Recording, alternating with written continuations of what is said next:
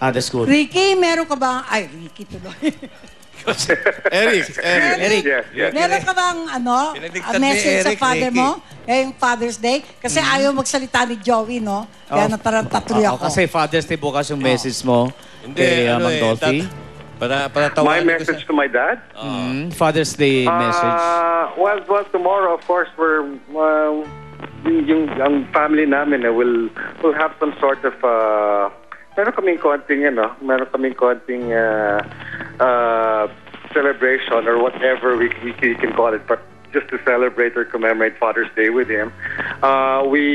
Si Zia, tsaka yung kapatid ko, gumawa siya ng mga balloons at mga placards or mga Happy Father's Day, mga ganyan. So, well, I can go to not just to my father, I think, but to all the fathers out there.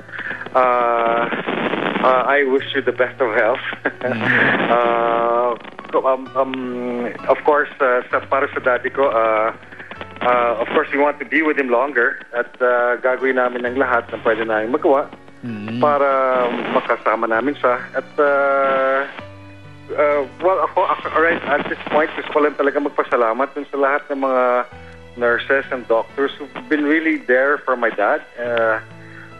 They've been doing the Makati Medical has been they're doing their best to take care of my dad, and sa lahat ng mga nagmamahal sa kanya, maraming salamat sa inyong lahat ng mga dasal at sa inyong pagmamahal at and I'm sure alam ni Daddy, alam niya na marami nagpapadala ng kanilang mga prayers at kanilang mga pagmamahal, and I think that's the one that really makes him strong. And I just wish, like I said, that makasama pa nating lahat ng Daddy ko. Sana nga. Ricky! Okay. Eric. Eric! Hindi, Eric. Meron lang ako tatanong sa'yo. Officially, ilang kayo magkakapatid? Officially, 18. including Nicole, and then, but namatay na si Kuya Freddy, so 17 na lang kami ngayon. So. Eric, the entire nation is praying for your dad. Thank you so much, and have a safe trip. You're coming home tonight. Thank you so much. I pray for your dad. Thank you, Eric. And Mang-Dolphy, get well. Maraming salamat. Thank you. Eric Quezon, mga kaibigan. Ikaw naman, officially, ilan ang naging boyfriend mo, Lolit? Boy? Wala Hindi po. mabilang. Okay. Hindi mabilang. Mga kaibigan, may mga intriga ring nangyari na may mga nagkakalat di umano ng masamang balita tungkol kay Pidol. Meron din paring Big Soto na mga nangiintriga tungkol sa estado ng love life niya. Abangan niyo po yan, ma'am. May love life ba si Bossing? Wala, zero yun eh. Ito na ngayon. Zero na lang. From love to war. Naku, ito. Teka, Ramon Tulfo na isdawi akyat sa kasong attempted homicide ang isinampang reklamo laban sa grupo ni na Raymart at Claudine. Kaya ito, panoorin nyo. Okay.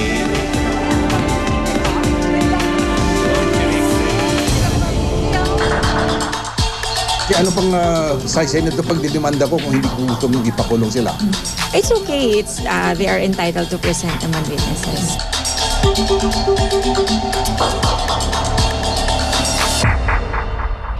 Noong Miyerkules, June 13, nagharap sa korte ang mga abogado ng mag-asawang Claudine Barreto at Raymart Santiago at ang kolumnista at radio host na si Ramon Tulfo.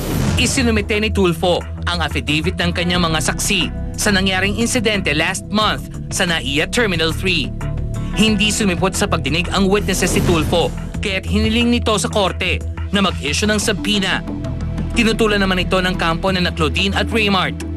Civic duty ng bawat mamamayan, lalong-lalo na kung ikaw ay nasa gobyerno at pulis, na magtistigo, tumistigo sa isang krimen na nasaksihan mo. They wanted this honorable office to submit, to send a subpoena to require their witnesses to be present here. Pero we opposed them kasi if it's their witnesses, it's their responsibility to bring their witnesses here. Isa sa mga saksing nais ipatawag ni Tulfo ang customs employee na si Marlon Atenco. Si Atenco rin ang sinasabing nag-record ng 1 minutong video ng nasabing insidente. Mayroong isang nasabi si Atenco, tapos na yung gulo habang pinupulot ko na yung aking bag ay pilit na inaagaw ni Atilano yung baril ng isang airport police. Kaya sabi ko, talagang gusto ata akong patayin.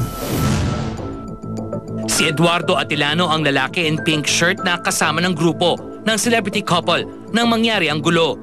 Dahil sa bagong development na ito, pinag-iisipan ng kampo ni Tulfo na i-upgrade to attempted homicide mula serious physical injuries ang kaso laban kina Raymart at Claudine. They acted in unison. They have a common objective that is not only to get the cell phone but to inflict permanent serious physical harm. Justice must be served here. Kailangan na mangibabaw ang justisya rito. Hindi lang naman kasi ito laban ko, laban ito ng mga taong inapi nila. Sa amin, bahala sila kung gusto nila mag-file ng attempted murder, attempted homicide, o attempted rape o kung ano man yan, Basta sa amin ang importante para sa aming mga kliyente, naniniwala kami na matibay ang aming kaso at may basihan.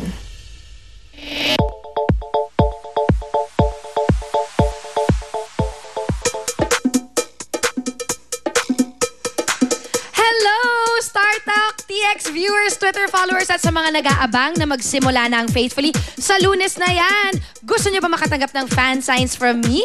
Ako po si Maxine Magalona. Ito lang ang gagawin ninyo. I-follow nyo ako sa Twitter at Maxine Magalona at i-tweet nyo sa akin ang mga pangalan ninyo and make sure na may kasamang hashtag na StarTalkTweetX. Reminder, kailangan follower ko kayo ha. Kaya i-follow nyo na ako ngayon. Magbabalik ang StarTalkTX. Senator Bong Revilla Jr. tiniyak na mas malaki at mas matindi ang pagsasamahan nilang pelikula ni Vic Soto at Judy Ann Santos ngayong Desyembre. Kumbaga, all in one. Ang mga bida ng Together Forever na sina Elmo Magalona at Julian San Jose may nakakakilig na revelasyon. Next na dito sa Star Talk TX.